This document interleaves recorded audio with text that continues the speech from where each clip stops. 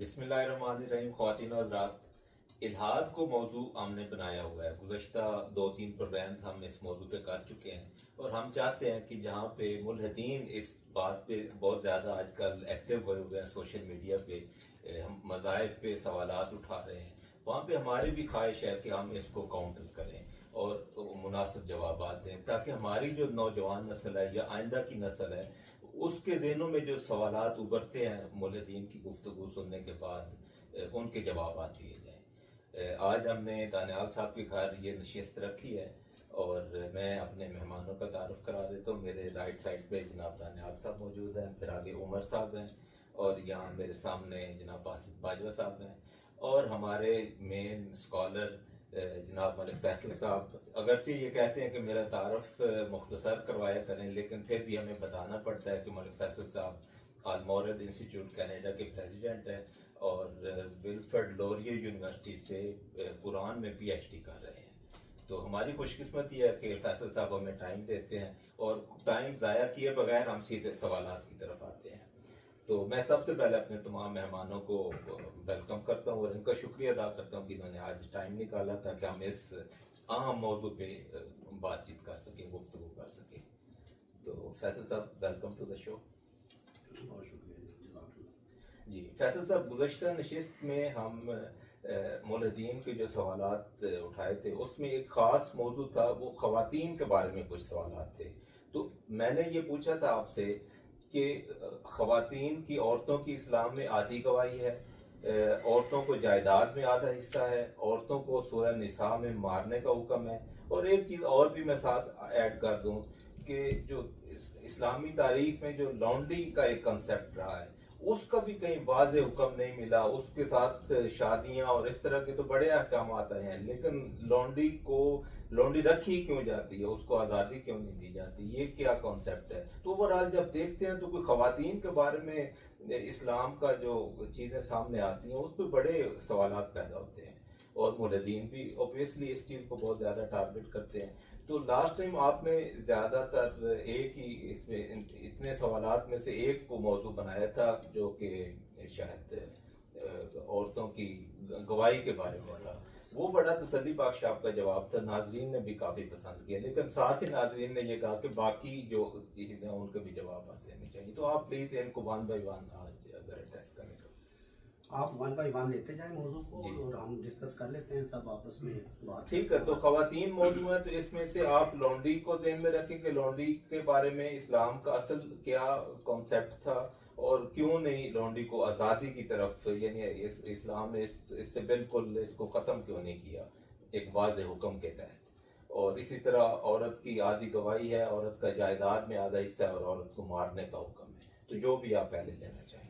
چلے لانڈری سے ہی لے لیتے ہیں. جی. اس میں یہ ہے کہ سب سے پہلے کہ یہ بات درست نہیں ہے. اگر آپ قرآن مجید کو بطور ماخذ اس کا مطالعہ کرتے ہیں اور آپ دیکھتے ہیں کہ اس موضوع کے متعلق قرآن مجید کیا کہتا ہے، تو میرا یہ خیال کہ کوئی بھی صاحب جو ہیں وہ اس غلط فہمی کا شکار ہو سکتے ہیں کہ اللہ تعالیٰ نے یا قرآن مجید نے یا خود رسول اللہ صلی اللہ علیہ وسلم نے اپنے تمام جو بھی ایکشنز لیے ہیں، ان کی جو پریکٹسز تھیں ان کے تحت اس مسئلے کو، یعنی لانڈری اور غلام کے مسئلے کو براہ راست ڈسکس نہ کیا ہو، ایڈریس نہ کیا ہو، اور اس کو روکنے کے وہ تمام عوامل جو ہیں ان کو نہ استعمال کیا ہو. اس کی سب سے بڑی مثال یہ ہے کہ بالکل سب سے پہلے یہ سمجھیں،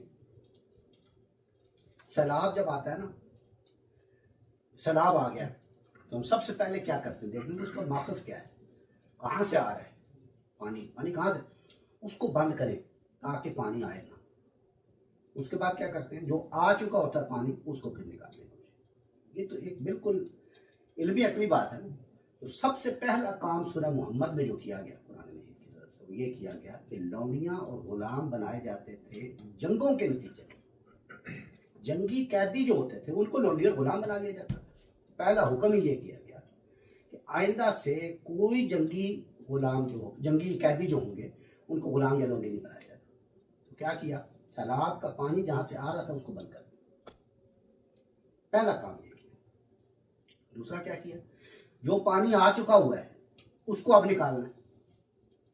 جو سیلاب کا پانی جمع ہو چکا ہے اس کا کیا مطلب ہے، جو لونڈیاں اور غلام اس وقت موجود ہیں ان کا کیا کیا جائے؟ یہ ہے وہ سب سے بڑا سوال. میرے ناقص علم کی حد تک مجھے یہ لگتا ہے کہ یہ وہ بنیادی مسئلہ ہے جس کی وجہ سے غلط فہمی پیدا ہوتی ہے کہ ان کے ساتھ کیا کیا جائے. جو پانی آ گیا اس کو نکالنا کیسے ہے؟ ایک صورت تو یہی ہے کہ جو غلام جو لونڈیاں آپ کے پاس موجود ہیں ایک اعلان کریں آج کے بعد سب آزاد ہیں. سادہ سی بات ہے, کوئی آزاد کر دے ختم ہوگی بات, ختم ہو جائے گا نا. کیوں نہیں ایسا کیا؟ اس کی وجہ کو جاننا چاہیے. وہ یہ تھی کہ وہ غلام اور وہ لونڈیاں اس وقت کی معیشت کا پلر تھی. اس وقت جو جیسے آج آپ کہیں کہ معیشت کی ایک بنیادی چیز فلاں ہے اکنامکس کی, اس زمانے میں چونکہ ایگریکلچرل ماحول تھا, چونکہ کام ہی سارا معیشت کا, ان کا بنیادی پلر کیا تھا؟ یہی لونڈیاں, یہی غلام. اگر سب کو آزاد کر دیا جاتا تو سب سے پہلے تو یہ پلر جو ہے کمزور پڑ جاتا. نمبر 1. نمبر 2, جو لونڈیوں کا سٹیٹس تھا وہ ایسا نہیں تھا کہ یہ عورت ہے اور یہ لونڈی آج آزاد ہو گئی, آج یہ بھی اسی طرح کی عورت ہے جیسے یہ. ایسا نہیں تھا. لونڈی کا مطلب ہے ایک کموڈٹی, جس طرح یہ کافی کا کپ پڑا ہوا ہے, یہ حیثیت تھی اس کی معاشرے میں. جیسے ایک گھر کی کوئی چیز ہوتی ہے, وہ انسان نہیں سمجھی جاتی تھی, ان کے ساتھ جو بھی سلوک ہوتا تھا اس کو اگر آپ آزاد کرتے ہیں تو معاشرے میں اس کا کیا سٹیٹس رہتا, وہ کیسے ڈیولپ ہوتا, یہ دوسرا مسئلہ تھا. تیسرا مسئلہ یہ تھا کہ محض ایسے لگتا ہے, ایسے لونڈی کا تصور جب آتا ہے نا لوگوں کے ذہنوں میں, تو ایسا یہ ساری لونڈیاں جوان نہیں تھیں, بوڑھی عورتیں بھی تھیں, ضعیف بھی تھیں, لولی لنگڑی بھی تھیں, اندھی بھی تھیں, گھروں میں سال سال سے پڑی ہوئی تھی. ان کو آپ نکال دیں پورے معاشرے میں, کیا کہاں جاتے ہو, کون قبول کرتا ہوں, کیا کرتا ہوں؟ یہ سارے مسائل تھے. جب اس سارے مسائل کے کانٹیکسٹ میں آپ دیکھیں گے تو آپ پہلے تو آپ نے 2 مسئلے سمجھ لیے تھے نا, کہ پانی کو تو روک دیا, یہ تو اعلان کر دیا کہ آئندہ سے کوئی جنگی قیدی جو ہے وہ نہیں کیا جائے گا. جو ہیں ان کے ساتھ کیا کیا جائے, تو اس کے بارے میں جو اعلان فرمایا وہ یہ تھا فَإِمَّا مَنًّا بَعْدَ فَإِمَّا فِدَاءً. ان کے ساتھ 2 سلوک کیے جا سکتے ہیں, یا تو ان پر احسان کر کے ان کو آزاد کر دیں, آئندہ سے جو بھی آپ کے پاس موجود ہیں ان کو احسان کریں, یا فدیہ لیں اور آزاد کر دیں. 2 ہی صورتیں ہیں. پھر تیسرا کام کیا کیا, مکاتبت کی. مکاتبت کا مطلب یہ ہوتا ہے کہ ایک بندہ میرے پاس غلام ہے یا لونڈی ہے, اس کے ساتھ میں ریٹن ایگریمنٹ کر لوں. اب دیکھیں ریٹن ایگریمنٹ کرنا معمولی بات ہے, بھئی میرے گھر کی ایک عام لونڈی ہے, میں اس کے ساتھ کیوں ایگریمنٹ کروں, اس کا کیا درجہ میرے سامنے, نہیں کہا نہیں, مکاتبت کرو, لکھو اس کے ساتھ ایگریمنٹ کرو. کیا کہ بھائی اتنے عرصے میں, 2 سال میں, سال میں, 3 سال میں تم اپنا گریجولی ڈیولپ کرو, جہاں پہ بھی تمہارا انتظام ہو سکتا ہے تم آزاد ہو. یہ مکاتبت تھی. ٹھیک ہے. اس کے علاوہ اور بہت سارے, تو میں تفصیل میں نہیں جانا چاہتا, اور بہت سارے, ان میں سے ایک آپ یہ سمجھ لیں کہ انکریج کیا مسلمانوں کو کہ یہ ایک ثواب کا کام ہے. یہ جو گردنیں چھڑانے کی بات تھی وہ کیا اسی کا ریفرنس ہے. فک و اس کا رقبہ, مطلب کوشش ہے, فک و رقبہ, گردنیں چھڑاؤ. بالکل بڑی اچھی طرف آپ نے توجہ دی, ماشاءاللہ. گردنیں چھڑاؤ, غلامی سے نجات حاصل کرو. تو یہ ساری چیزیں, یہ ٹرینڈ دیکھیں نا آپ, پھر آپ نے کفارہ ادا کرنا ہے, غلام آزاد کرنا, آپ نے فلاں کر دیا کوئی کام, تو آپ کو نیکی اگر آپ ایک غلام کو آزاد کریں یا لونڈی کو آزاد کریں. سمجھ گیا؟ یہ کہاں پہ آپ کو تب یہ ساری جو باتیں آپ دیکھتے ہیں قرآن مجید میں, اس سے کیا لگتا ہے کہ اسلام جو ہے وہ لونڈی کلچر کو ڈیولپ کرنا چاہ رہا ہے یا ختم کرنا چاہ رہا ہے؟ ختم کرنا چاہ رہا ہے. ان اقدامات سے واضح لگتا ہے کہ ختم کرنا چاہ رہا ہے. ایک بات یہ ہوگی. دوسری بات یہ ہے کہ کیا اسلام ہے جس نے یہ لونڈی کلچر شروع کیا تھا؟ اسلام سے ہزاروں سال پہلے سے یہ دنیا کا ایک مسئلہ تھا جس کے ساتھ ڈیل کرنا پڑتا تھا. ایسا تو نہیں ہے کہ اسلام نے آ کے چلو جی لونڈیاں رکھی, ایسا تو نہیں ہوا نا. لونڈیاں تھیں ایک معاشرے میں, صرف اس معاشرے میں نہیں, ہر معاشرے میں تھی. آپ پرانی جتنی بھی معاشرتیں ہیں اس میں دیکھیں, یعنی یہ تو ان سے ہوئی سینکڑوں ہزاروں سال پہلے کی بات کر رہا ہوں میں. آپ نے جانتے ہوں گے اس کا ایک بہت بڑی موومنٹ بھی نکلی, اسپارٹیکس کا نام سے آپ نے دیکھی ہوگی. اسپارٹیکس, یہ ساری وہ غلاموں کی موومنٹ تھی. تو کہنے کا مطلب یہ ہے کہ نہ تو اسلام نے اس کا ابتدا کی, ٹھیک ہے نہ اسلام اس کو جاری رکھنے کے حق میں تھا. جتنے اب جو سوال غلط فہمی پیدا کرتا ہے جو میں عرض کر رہا تھا وہ جو موجود تھے ان کے ساتھ ڈیل کیسے کیا جائے, تو ان کے ساتھ اسلام نے گریجول رکھا, کنزیکٹیو رکھا کہ ان کے ساتھ اسی طرح ڈیل کرتے کرتے گریجولی اس کو ختم کیا جائے. تو ختم کرنے کے میں نے مراحل آپ کو بتا دیے, لیکن جو موجود ہیں ان کے ساتھ جو ڈیلنگ تھی وہ ایز اٹ از چلنے, وہ جو ایز اٹ از چلنے دی. قرآن مجید بھی ان کے بارے میں کچھ احکامات دیتا ہے نا کہ اس وقت جو چل رہا ہے اس کو جاری رکھا جائے. فار ایگزامپل اس سے لگتا ہے جیسے قرآن مجید یہ حکم دے رہا ہے کہ لونڈیاں رکھی جائیں اور لونڈیوں کے ساتھ یہ کیا جائے اور ان کی اولادوں کے ساتھ یہ کیا جائے, ان کو سزا دینی ہے تو یہ کیا جائے وغیرہ وغیرہ. لیکن فیصل صاحب ایک بڑا عام سوال پیدا ہوتا ہے کہ اگر اسلام نے اتنی کوشش کی ہے کہ ترغیب بھی کی ہے, ترغیب کا طریقہ بیسیکلی اپنایا ہے, ایک دم ان کو آزادی کا حکم نہیں دیا بلکہ ترغیب دی ہے قوم کو کہ آپ ان کو آزاد کریں, لیکن اس کے باوجود دیکھا گیا کہ پوری حضور پاک کی زندگی میں یہ مسئلہ ختم نہیں ہوا, یہاں تک کہ خلفائے راشدین کے دور میں بھی غلامی کا تصور ہمارے مذہب میں موجود رہا, یعنی مسلمانوں کے درمیان.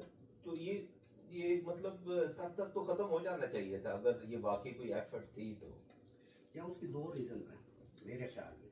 ایک تو یہ کہ اللہ تعالیٰ نے اور اللہ کے رسول نے احکامات دے دیے, اس کا یہ مطلب نہیں ہے کہ آپ پوری دنیا میں اس پہ منوان عمل ہو گیا اور سب لوگ اپنے ارادے اور اختیار کو تو چھوڑ دیں تو اب یہ چیز ہو جائے, یعنی کوئی بٹن تھا جس کو آف کر دیں تو غلامی ختم ہو جائے ایز این انسٹیٹیوٹ. ایسا تو نہیں تھا. ایک وجہ تو یہ ہے.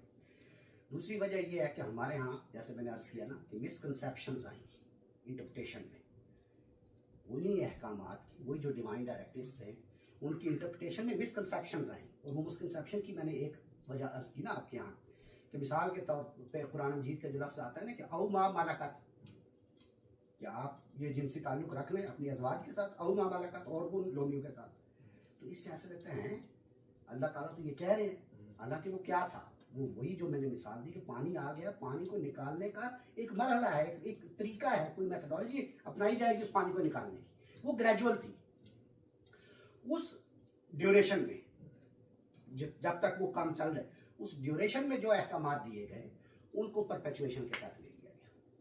یہ ایک مسکنسیپشن کی بڑی وجہ تھی. آئی ہوپ کہ یہ میں واضح کر سکوں اپنی بات. اس کا نتیجہ یہ نکلا کہ بعد میں آنے والے مسلمانوں نے اس پر یعنی اضافہ ہی کیا. آپ عثمانیہ خلافت تک دیکھ لیں یا بعد میں ہمارے ہاں جو مفسرین کرام ہیں ان کی تفسیریں اٹھا کے دیکھ لیں, ایک مسکنسیپشن ہے. سمجھا جاتا ہے کہ اسلام میں یہ چیز ہے, اس طرف توجہ نہیں گئی کہ اسلام نے اتنے مراحل عطا. ہمارے استاد گرامی محترم جاوید احمد صاحب خامدی کی کتاب میزان آپ جانتے ہیں, اس میں بڑا ہی میں کہتا ہوں کمال تفصیل کے ساتھ انہوں نے بیان کیا. اس میں وہ 9 مراحل انہوں نے گن کے بیان کر دیے ہیں, 9 سٹیپس کہ قرآن مجید نے یعنی اللہ نے اور اللہ کے رسول نے وہ کیا 9 اقدامات ہیں جو لیے ہیں اس چیز کو, اس لعنت سے نجات حاصل کرنے کے لیے. اس کی طرف توجہ نہیں جاتی. میں یہ سمجھتا ہوں یہ ایک بہت بڑا کارنامہ ان کے اور کارناموں کی طرح ہمارے استاذ کا کہ انہوں نے اس کی طرف توجہ دلائی کہ یہ 9 اقدامات جو ہیں وہ پڑھنے کی چیز ہے. میں آپ کو بڑا اسٹرانگلی ریکمینڈ کروں گا, میزان کتاب میں غلامی کے نام سے باب ہے پورا, کہ وہ پڑھیں اور وہ بتائیں گے کہ اللہ تعالیٰ نے قرآن مجید میں کہاں کہاں اس کو ایڈریس کیا ہے اور کیسے گریجولی اس کو ختم کرنے کی کوشش کی ہے, نہ کہ اس مس انٹرپریٹیشن کی طرح کہ ہم نے وہ قرآن مجید میں غلام لونڈی کا لفظ سن لیا اور ہم کہیں کہ یہ تو بڑی بات ہے کہ لونڈی کا تو رواج ہے اور لونڈی کو تو یہ کرے اور لونڈی کے ساتھ وہ کرے. ایسا نہیں.